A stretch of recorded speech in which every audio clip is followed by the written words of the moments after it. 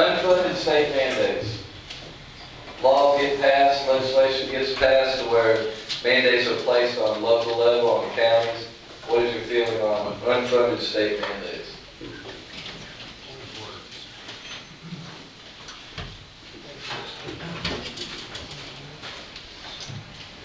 Anybody here like unfunded state mandates? Unfunded federal mandates? No, boo.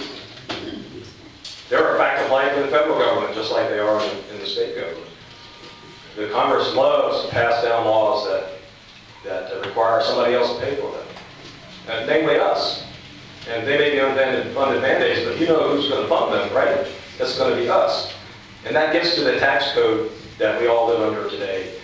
And I think that tax code is one of the top priority issues that the Congress should be dealing with. It is so dysfunctional. It is incomprehensible. It leads to all kinds of bad things for citizens like us and all kinds of good things for the people who made the tax code to support their special interests. Unfunded mandates and other dysfunctionalities in the tax and revenue system need to be dealt with by the Congress so that we don't have to tolerate them anymore, especially because unfunded mandates result in the kind of thing we were just talking about, the collapse of the mental health system, for instance. Those things should not be allowed to go forward because they are not in the interest of the citizens of this country or this district. Thank you.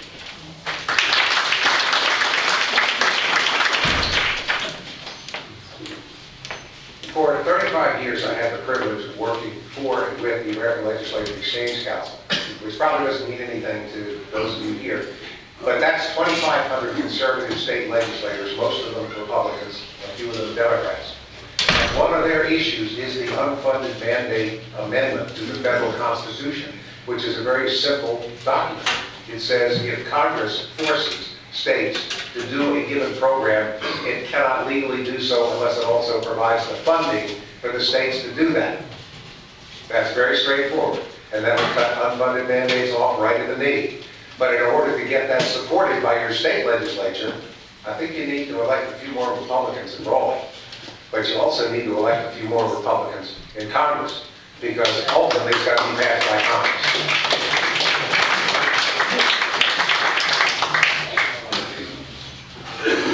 Big government likes to control things. Unfunded mandates is just one of many decks or cards in the deck that they use to do that. There's no argument for them. I would speak strongly against them. I'd like to say something I managed to leave out in my opening remarks. I was so afraid to harm timekeepers here. I told you about what I didn't like. I didn't like running for city council because I always felt alone. I always felt I was swimming upstream.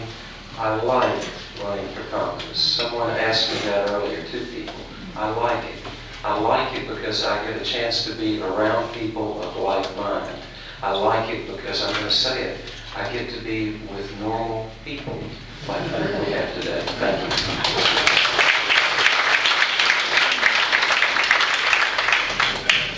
I guess bringing the orange and striped suits would have been too much today. The next question will have to do with the sanctity of life. And we'll start with you, Mr. Armour. Question is, what is your stance on the sanctity of life, both for abortion and euthanasia, and how would this stance affect your job as a congressman? I practiced law in the U.S. Supreme Court for 33 years, so let me begin at the beginning. Roe v. Wade is a bad decision. There is no basis for that decision in this document, in the Constitution of the United States. And my greatest condemnation is for justices on the Supreme Court who take the Constitution in their hands like silly putty and squeeze it into what they want it to be, rather than what it says. The question of abortion is not a federal question, not according to this document as it was written and amended until 1992. That's my position on that. It is very much a state issue. And I'm a firm believer that each state should have the right to make its own decision. That might mean that New York and North Carolina reach an entirely different judgment on the subject. And that might make some of you a little nervous. But I believe in the Constitution right down the line. And the Constitution leaves it to the states to make judgments. Now, when you talk about the sanctity of life, one part of it is stem cell research. The people who opposed that said it wasn't necessary. If you saw 60 Minutes this weekend, how many of you saw 60 Minutes on Sunday? they had a program where they're growing new organs in a laboratory by using ordinary cells and coaxing them to become part of a heart, part of an aorta, part of a bladder. The simple truth is, those who said it was unnecessary to kill embryos for research were absolutely right. Because I saw with my own eyes that we're starting to develop replica organs using ordinary cells. Science sometimes solves a problem better than politicians. Let me put it this way, science almost always solves a problem better than politicians.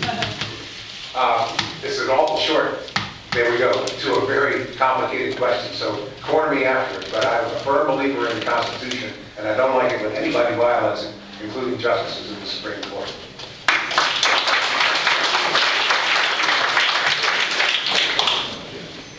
I am quite simply pro-life.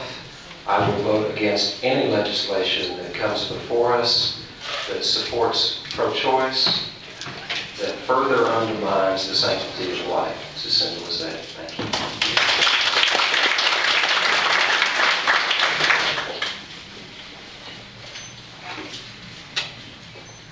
There are two documents that are 10-point documents that provide me the answer to that question, and have guided me in my life with respect to the issue of human life. One of those documents is the 10 Commandments, and the other is the Bill of Rights. This nation is about people. Politics is really about people. Politics in America is about promoting the health and welfare of our citizens and life in general. That's what this country is all about. That's what our foreign policy is all about. That is what we as Americans are all about. I am pro-life. I am for the sanctity of life. I will promote whatever policies and rules and regulations and laws that Congress deals with that honors the 10 Commandments and the Bill of Rights.